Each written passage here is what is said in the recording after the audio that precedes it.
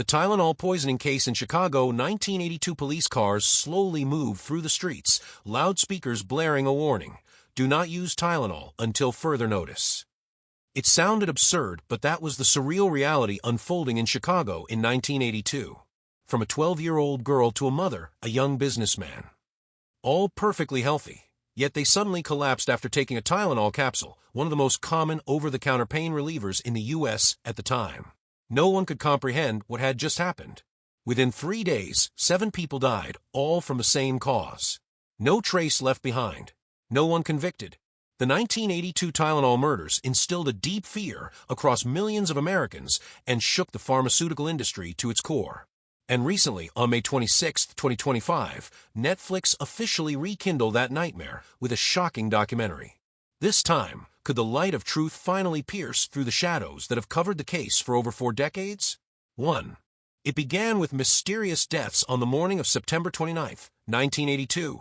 12-year-old Mary Kellerman from Elk Grove Village, Illinois, woke up feeling tired and asked her mom to let her skip school. To relieve her headache, her mother gave her an extra-strength Tylenol capsule, a staple in nearly every American household. Less than 30 minutes later, a loud thud came from the bathroom. Rushing in, her mother froze at the sight. Mary was lying motionless on the floor, eyes rolled back, lips turning blue. She died on the spot, so quickly there was no time to call for help.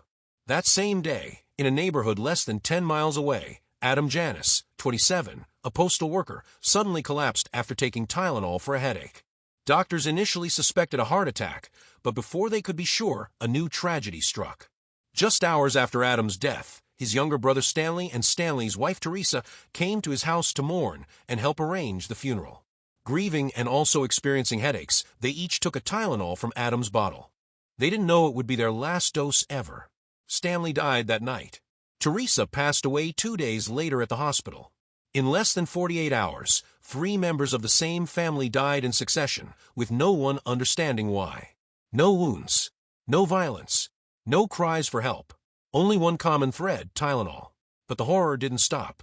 In the days that followed, 3 more women, Mary McFarland in Elmhurst, Mary Reiner in Winfield, and Paula Prince, a flight attendant in Chicago, also died with similar symptoms.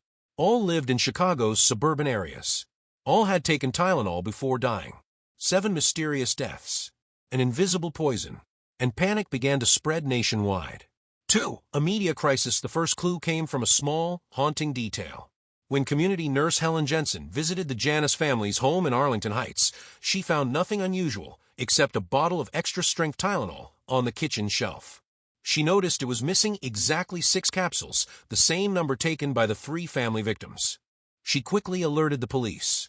Soon, the chilling truth was uncovered. The Tylenol capsules were laced with potassium cyanide, a deadly poison that can kill in minutes. On the night of September 30th, emergency broadcasts flashed across America's major news networks. ABC News warned, the safest drug in America has become the killer. CNN called it the worst medical crisis of the decade. Police began raiding pharmacies. Footage of Tylenol bottles being pulled from shelves flooded TV screens. Reporters gathered outside morgues, hospitals, and forensic labs.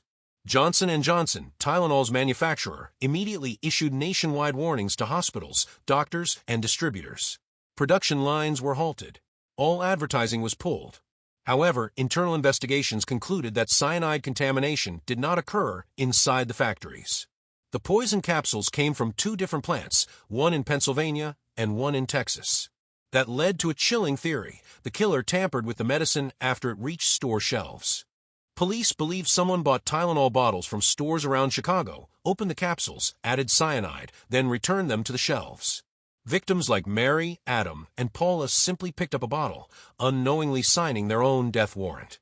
In an unprecedented move, Johnson & Johnson issued a recall of over 31 million bottles of extra-strength Tylenol across the country.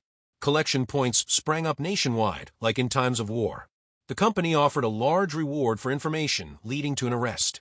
It became the largest product recall in U.S. history and launched a murder investigation more baffling than a Sherlock Holmes case. A special task force was formed involving 15 federal agencies and 26 FBI agents.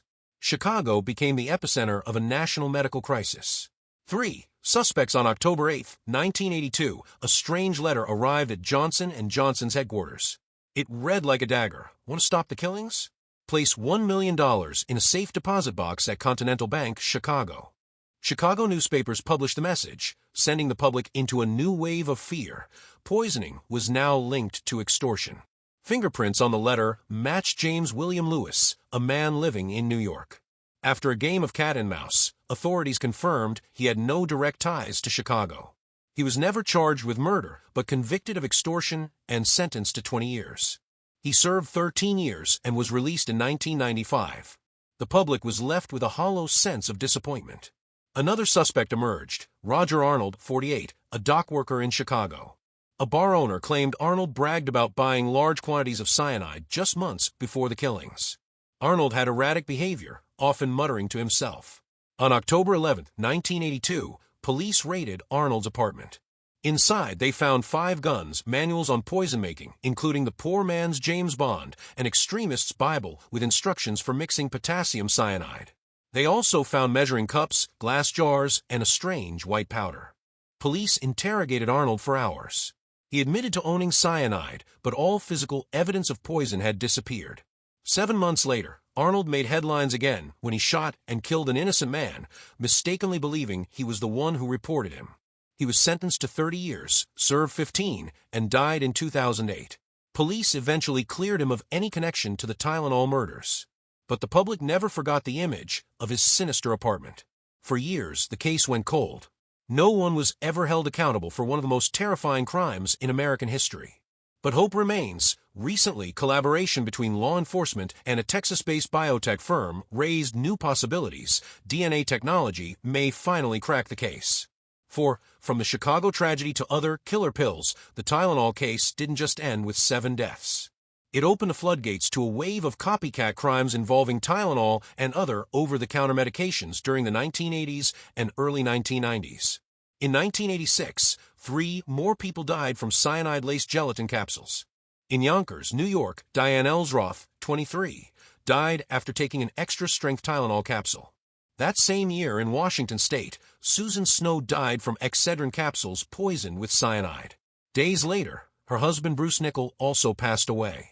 Investigators discovered the tampering occurred inside sealed packages.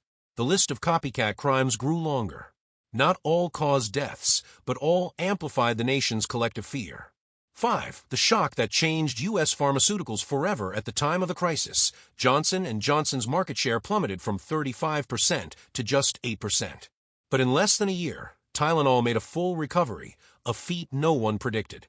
In November 1982, J&J introduced a new triple-sealed capsule with massive promotional campaigns. Pharmacy shelves featured bold signs, safer. Triple-sealed. Tylenol, more trusted than ever. Instead of avoiding the scandal, they confronted it head-on. The Tylenol case is now taught at Harvard and Wharton as a textbook example of crisis management and brand revival. But it wasn't just J&J, the entire U.S. pharmaceutical and consumer goods industry changed. Tamper-evident packaging, safety seals, and improved quality controls became the new standard. The industry also began phasing out easily tampered gelatin capsules in favor of tamper-proof coated tablets. In 1983, Congress passed the Tylenol bill, making product tampering a federal offense. And this law had teeth. In 1986, Stella Nickel, who poisoned Excedrin to copy the Tylenol case and killed 2 people, was sentenced to 90 years in prison. The 1982 Tylenol case wasn't just a horrifying tragedy, it exposed the fragile trust between consumers and the products they thought were absolutely safe. Just 1 bottle, 1 capsule, and an entire nation panicked. It's a stark reminder that safety is never a given. It must be protected every day with every seal. So, who do you think was behind it all? And what was the real motive? Leave your thoughts in the comments. And don't forget to subscribe for more gripping mysteries. See you next time.